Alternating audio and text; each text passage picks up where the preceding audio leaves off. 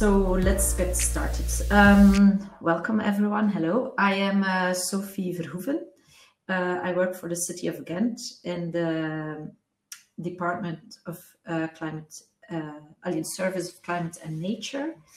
Ghent is a city in Belgium. It's a medium-sized European city. It has 260,000 inhabitants, so you have an idea of the seizure of our city.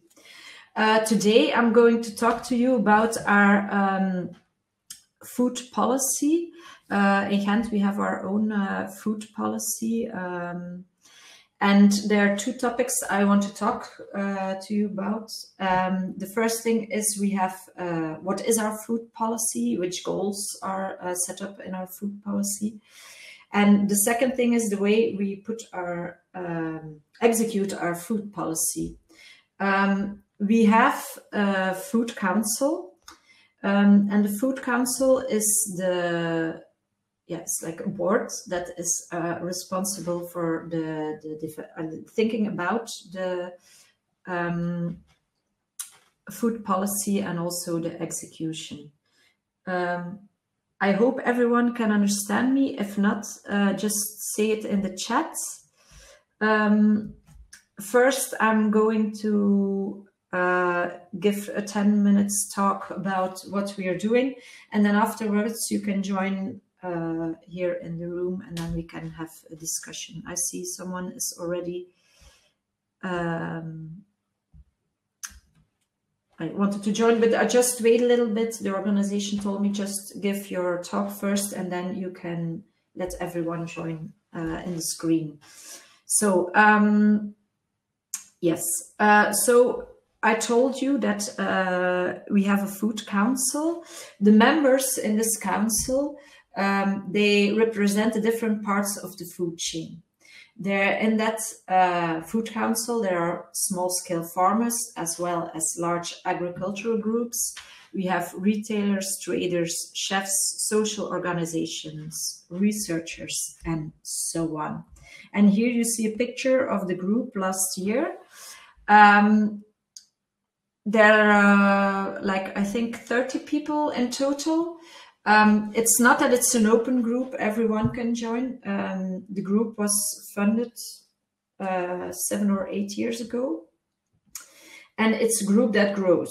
So sometimes people go away, but then we think, okay, which part of the food chain is not represented here? And then we go searching for someone else. So it's not that everyone can join because we want to make it workable. If we were with too many people, it would have an effect on the way people are attached to the group and their responsiveness level. So now it's a group, everyone knows each other, they can work together, so it's really working. We as a local government, we are one of the actors in this food council and we do the facilitation. So we make sure there is a date, we have room to do our meetings and so on. But all the rest is the city of Ghent is only one part of the group just as other partners are. With the Food Council, we pioneer how they can such a council can play a role in the preparation and the execution of the food policy. I will talk to you about it. So actually we pioneer in how to co-create initiatives on one side, but on the other side, we also decide what is our food policy, what are our goals, what are our targets, and so on. And we also have a budget, a city's budget, that can be spent by this food council on food initiatives or on food policy work. So this council decides themselves how much money they spend on what. And the last few years, they decided to write a call for new experimental projects, and people who want, they can enter the call. or respond to call with a project and ask for budget. And then the council decides in group which project gets which amount of money. We as a government, we have a flexible role. There are several things we do.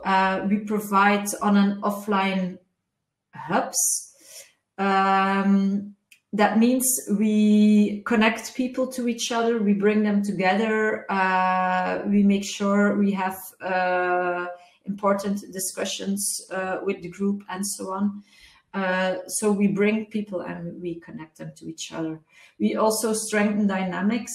If we see something is happening and we can help fortify a project, then we do it. It can be with communication, or we as a city, we can give them something. It can be all different kind of things. We also work on changing behaviors. We do campaigns to sensitize people. We also, as a city, we launch our own initiatives. So you have initiatives that are supported by the Food Council, but we also launch our own initiatives. And these are not initiatives that we think of and then we execute it. No, these initiatives we launch are mostly ideas that come out of the Food Council, and that the group was like, okay, we all think this is really important. Then we as a city, we say, okay, we'll have a look at how we can arrange rebuild this initiative. And we also support startups on different ways. So this is about the Food Council. This is really short. So they have like a huge responsibility in pointing out targets, but also in executing projects, supporting projects, and so on. It's not that we have like a paper which says this is the task of the Food Council. The Food Council is something that develops continuously, and it depends on what is happening in the city, what needs to be done by the Food Council, or so their role is also constantly evolving. The three goals that are pointed out by the Food Council for our food policy, there are three main goals, and the first is local and fair food. The second is sustainable and healthy diets for all, and the third is no food waste. And I'll go now in depth into these three objectives. Local and fair food. The aim is that people lost connection, and people in the city even more, living in the city center, people are losing their connection with food. They just buy it in the shop, but they don't know where it comes from. So what we want to do is that people know where food comes from, and they know how it's produced. We want to give people access to local markets, and we want also that farmers have access to local markets. And we want to provide space for food production, for professional food production. There are several things we're doing. It can go from a quick win to structural solutions. So, for example, we have a short chain competition in which people can get money with a good project they had to make a short chain more visible, or better ways to organize it. We also organize farmer markets with the city, and we also try to weigh on the strategic discussions about how land from the city must be used. So this is also something the Food Council is really focusing on and watching that it goes in a good way. And we also, sometimes we do studies. If we think it's necessary to have a study about a certain topic, we can also make sure it happens. Vanir is an example of an action we did. I won't overload you with all the actions we are doing, but I will give you the ones that I think are most important or interesting example. Vanir is a short chain, yeah, that's a typing fault, a short chain platform. It has a cooperative model, and it's the thing they're doing is you have the people who produce the food, and then you have the restaurants, the retail, the canteens. The people who produce food, often they only have one particular food they're producing. And for restaurants and canteens, maybe they are interested in sustainable and local food to integrate in their menu, but they don't have the time to first go to that farmer, then go to that farmer to buy all the different things. And with the platform, all these things, all these products are gathered, and the restaurants, they can make an order for all these products in the same time. And the platform makes sure so everything is on one spot. The restaurants can order, the farmers can put their products on it, and then they make sure these products get into the restaurant and the canteens. This is a pilot. The city supported it for 2 years financially, but after 2 years, the aim is that the platform has a viable business model on its own. And now we're almost at the end of the 2 years, but with Corona, yeah, we dealt with some problems, so we will give them a little more time to get off. Then the second goal is sustainable and healthy diets for all. What does it mean? It means that we want access to healthy and sustainable food for everyone.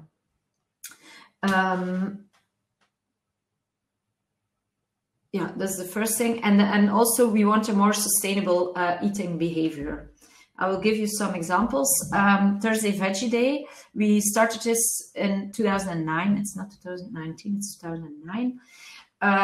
It was a campaign to sensitize citizens. We just developed the concept, just eat vegetarian on Thursday. That is already one day in a week you eat vegetarian. This was a real low threshold for people to join, so it was picked up really quickly by restaurants, by schools, by lots of stakeholders. We did all sorts of things. We organized campaigns to sensitize the citizens. We organized guidance for chefs. We organized workshops for schools about vegetarian food and also for vulnerable people.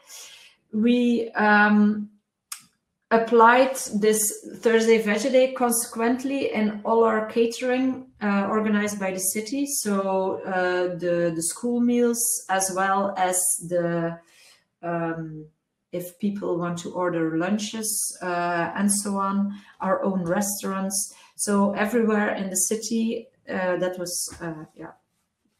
city catering, let's say. Thursday Veggie Day was introduced, and it means that on Thursday everything is vegetarian. We also did sensibilization to schools, catering industry, large kitchens. This was a concept that was copied in the whole world, so we were really, like, at that moment in 2009, a real pioneer. We also want to reach youngsters because, yeah, that's the beginning. These youngsters need to know where their food comes from and need to they need to know what's about food, how does it work, how does it grow, what's healthy, what's not healthy. So we organize workshops for classes, and the classes can order it for free. We also, schools that have a garden, we give them free guidance, how to deal with their garden. And besides that, this year we started with the guidance. for schools who want to develop their own sustainable food policy. So it goes from everything, the school meals, until what can the children eat when they have a pause, what do we offer them, what do we do in classes concerning food. So actually the whole chain, and also the parents, the directors, the teachers, the children, everyone is involved. So now we're with a few schools, we like developing a sustainable food policy on level of the school. And then no food waste. First, no food waste means that we have to reduce food waste, because there's way too many food waste. The first project I want to tell you about is Food Savers. Food Savers is a project in which, on level of City of Ghent, food leftovers are collected and redistributed to social organizations and so on. The goals are, first of all, reducing food waste, but also increasing social employment, because people, there is social employment used to get the system running. And with the Food Savers, we also want to fight poverty and improve access to healthy food. So here you see Food Savers goes collecting food leftovers to retailers, wholesale markets, farms, and so on.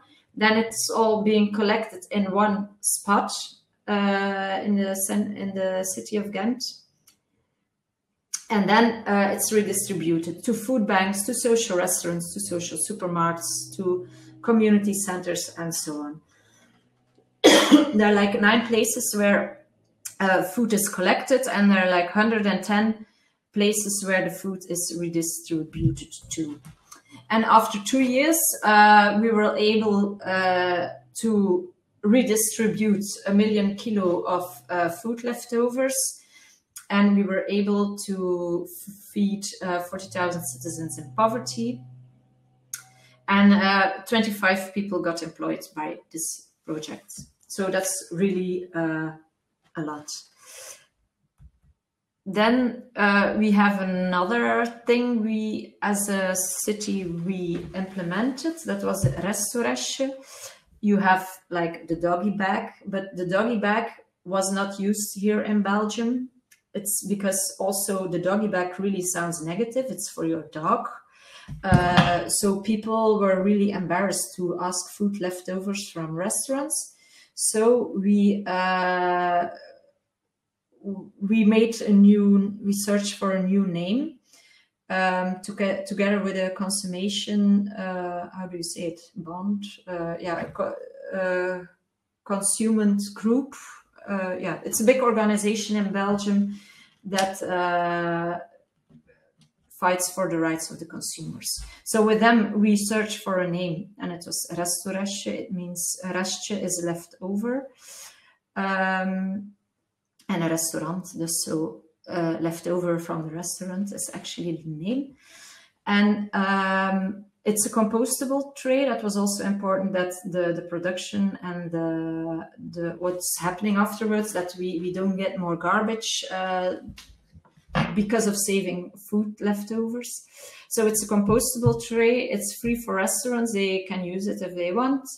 And at this moment, we have 180 participating restaurants, and we have, in 5 years, we distributed 76,000 trays. Other governments already followed our example and are doing the same thing. This was a really, how do you say it, small thing to do for us. So the energy we had to put in it, but we had really big effects. We just put the food waste on the map in the whole of Belgium, because we were in the newspapers all over the place, and it was really, this is really also to have connection to the restaurants. Restaurants are really difficult to reach, and with this thing we were able to to reach them, because yeah, for them it's also nice to have less food waste, and their clients are happy that they can eat their leftovers at home. So this was really, in a nutshell, some things that we are doing and our global goals and our food policy and the way we work with our food council. And I don't know if there are any questions yet. There were before like lots of people who wanted to come into the screen, but now suddenly they have all gone.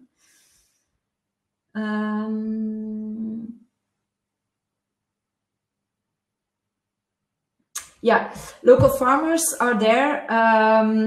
We have an organization that represents the local farmers, and they're in the board, in the council.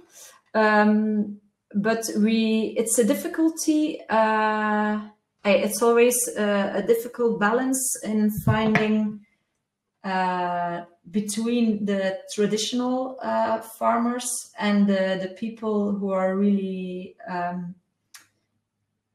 going way to a sustainable way of working. But therefore it's good we have them both in our council, and we see that they understand each other and they're growing to each other. So sometimes you think, okay, the traditional farmers, they're really the opposite than the ones who do really innovative and more the hippies. But we see by bringing them together in the council that they understand each other and they can help each other to grow towards each other. So it's really, and we also see it's creating openings for farmers to broaden their vision and to try new things. But it's something we have to work on.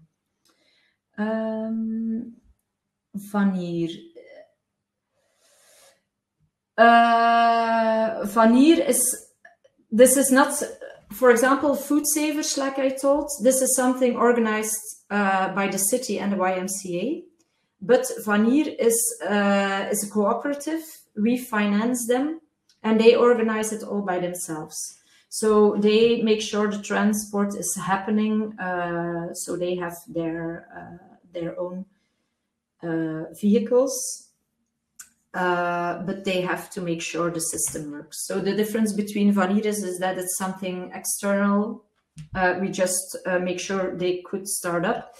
And Food Savers is something we are doing. And for Food Savers, we have our own trucks and our own, Did you hit any resistance and what was the way through? If people want, you can also join in the screen and ask your questions in real. Any resistance. Sometimes we have frictions, but we always say we need to embrace our conflicts instead of trying to wipe them all away, because there will be contradictory opinions in our group of food. That's also why we have the Food Council, to have all the opinions together. And sometimes the opinions, they don't match. But well, that's okay. We have to embrace it and you have to see what can we do with it, more than like rubbing everything away. So this is something we really don't want to do, like and not seeing there are differences. There are differences, but the thing is, how do we deal with it? So this is I think something that is difficult. And also the role of the Food Council is something difficult,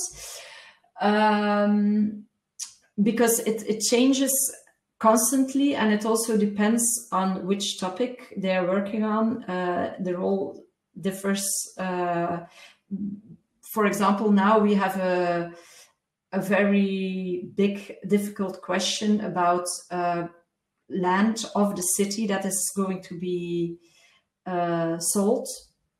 How can it happen? What are the how must it be done? This is a really difficult question, and it's something in our Food Council that is, for them, it's really important follow up these discussions and to give their advice to the city council.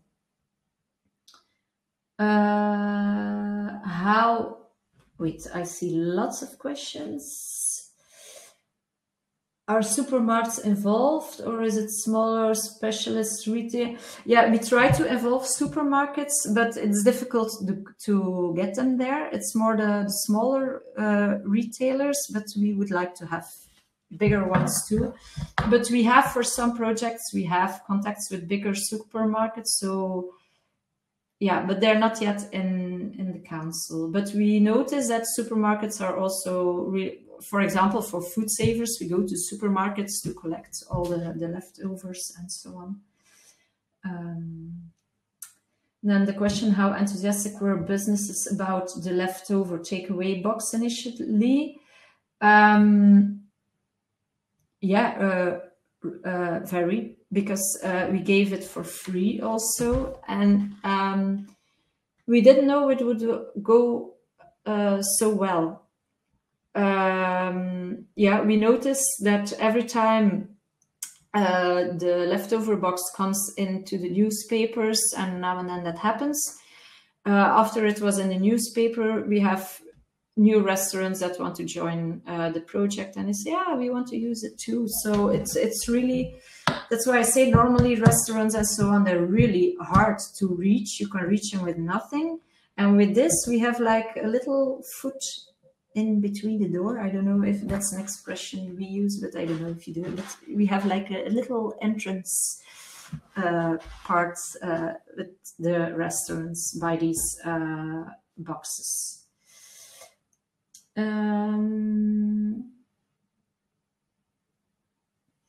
The connection with the food policy to other city goals, climate goals. We have our own climate plan with the city, and food is one of the topics. In our climate plan, each legislation, a climate plan is built. And in this plan, we have renewable energy and housing and everything. We have food, we have climate adaptation, we have mobility, and we have circular economy in the one from this legislation. So these are the 5 topics, and they all are part of the bigger plan. But the thing is, the thing we have difficulties now with is, for example, renewable energy and housing and so on, and mobility. You can really measure the CO2 reduction. But for food, there is not yet a lot of experience in measuring what are the results, for example, from reducing food leftovers and so on. It's not so easy to validate it into CO2 reduction, but we know that the effects on CO2 reduction are immense. They're really huge. So now we're looking how can we put it into figures, and how can we measure and monitor it more. So this is something now we're struggling a little bit with, but it's coming. So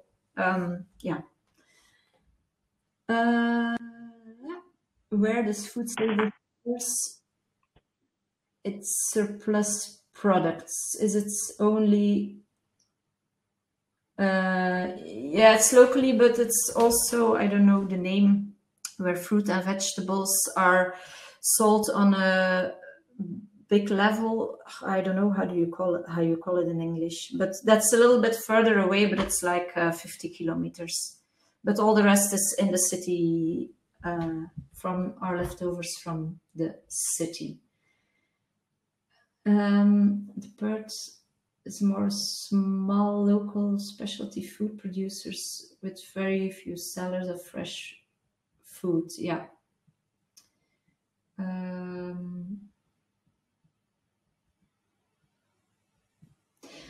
Large farmers, as I mentioned already, they're connected by they're represented by their organization that collects the farmers. So they're there and they really take up their role as representatives for the larger farmers. Yeah, you hate Wendy hates all the food waste. Yeah, and it's huge. The food waste is really, if you put figures on it, it's disgusting. So we have to do something about it.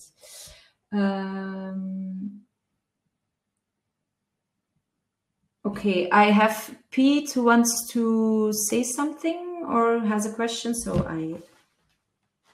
Pete?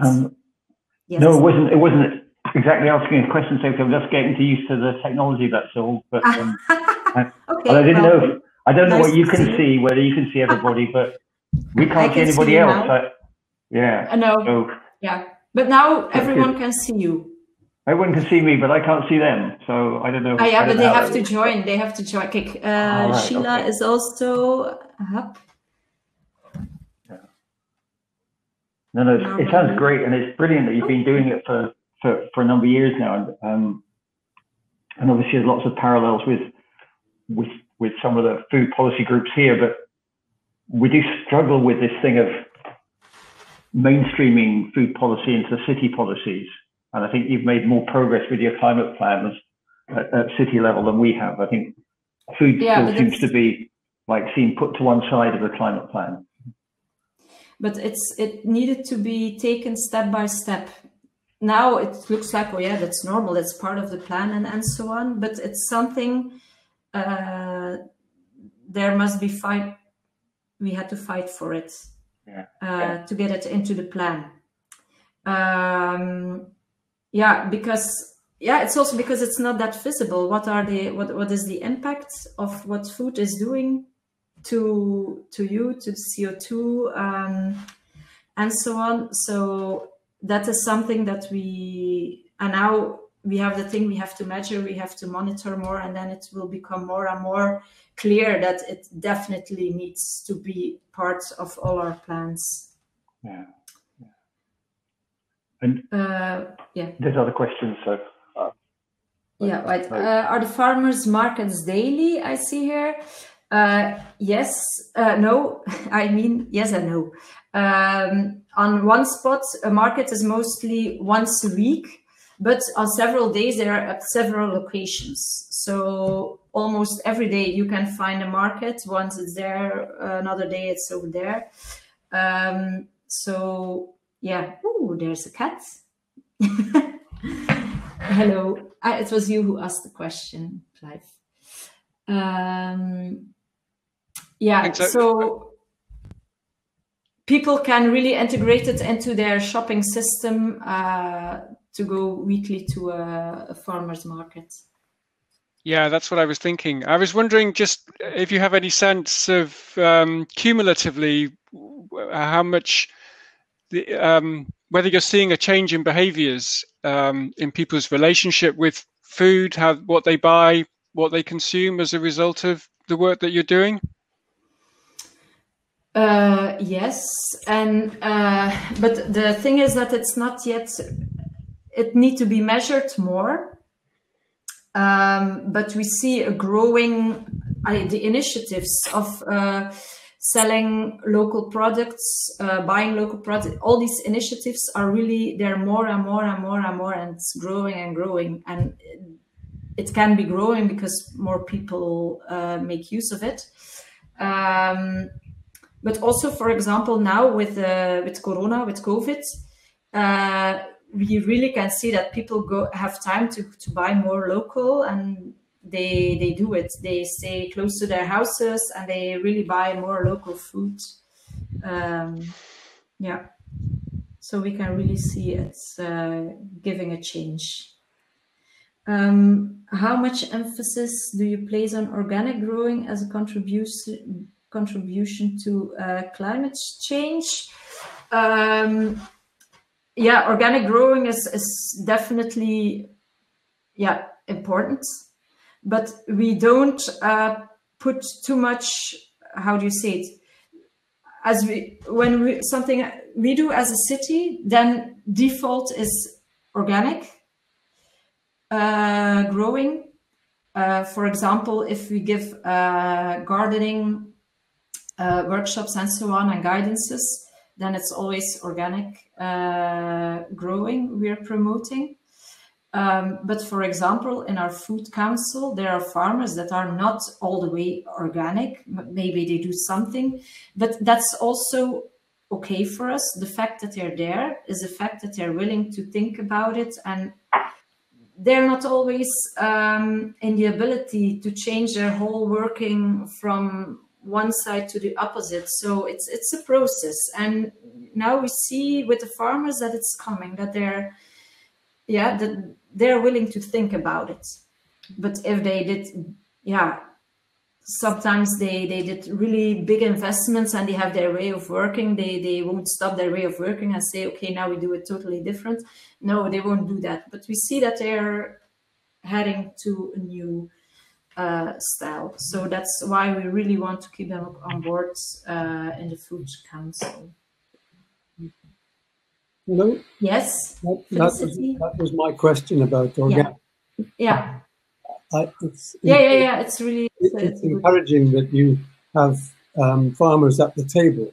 The problem here is that we can't get the big farmers to come to the table. We get the small specialist producers. It seems important that we find a way to get the big farmers to come to the table and talk about climate change and organic and the things that they can be doing. Because unless we can engage with them, they just carry on as traditionally. Yeah, first you need people who, for example, from our city, we have a service, the service of economy, and there's one person responsible for agriculture.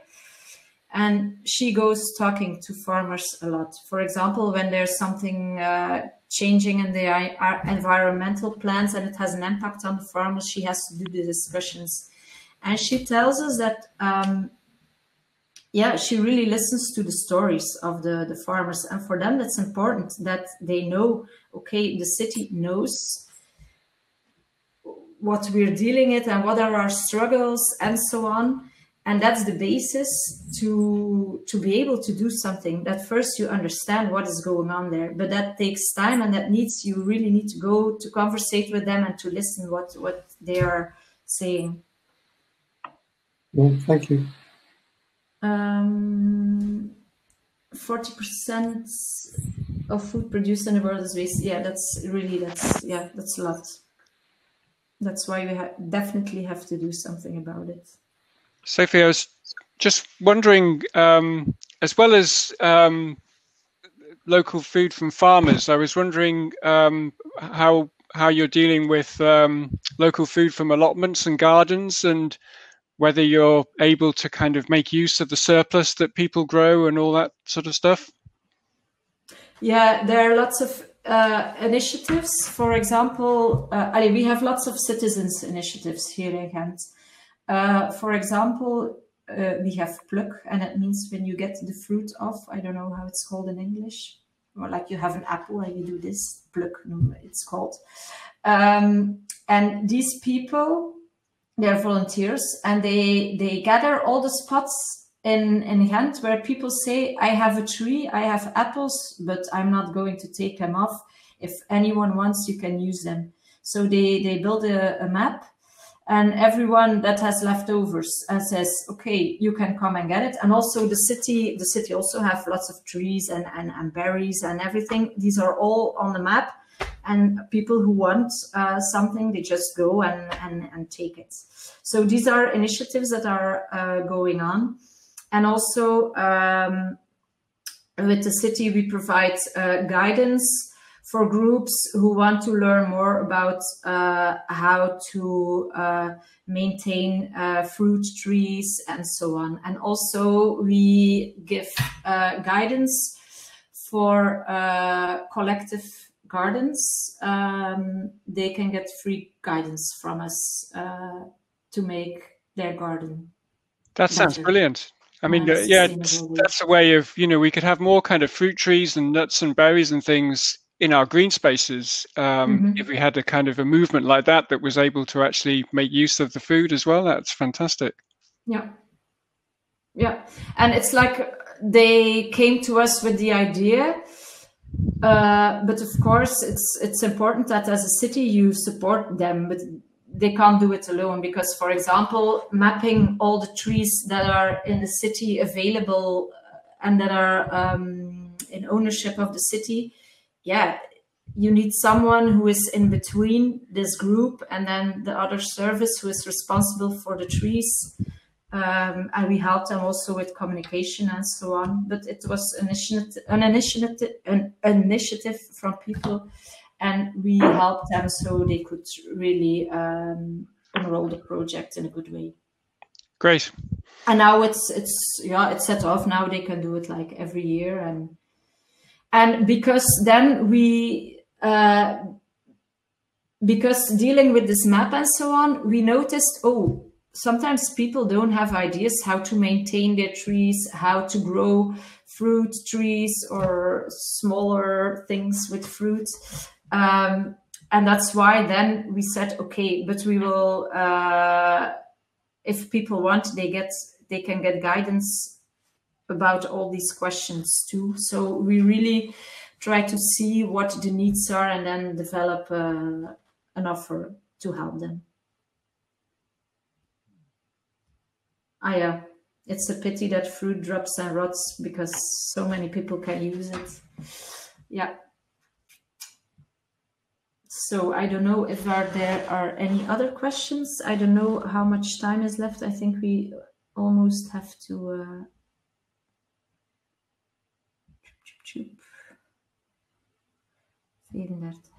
Yes, I think we have to quit. So unless someone has another question I didn't answer yet. It's been really helpful, Sofie. It's been really interesting. Thank you. Yeah, if you want more information about something, you can always ask. Yeah, that was great. Thanks. Okay. Good luck in Perth with all the. Yeah, it's really interesting. You're doing it, and then beginning in to begin with it like this, with what's happening, just first seeing what's going on, how can we do it, inviting people. It's really a good way of working. It will help you a lot by getting inspired. So good luck with it, and I hope in a few years I can hear lots of things about the big plans you're making.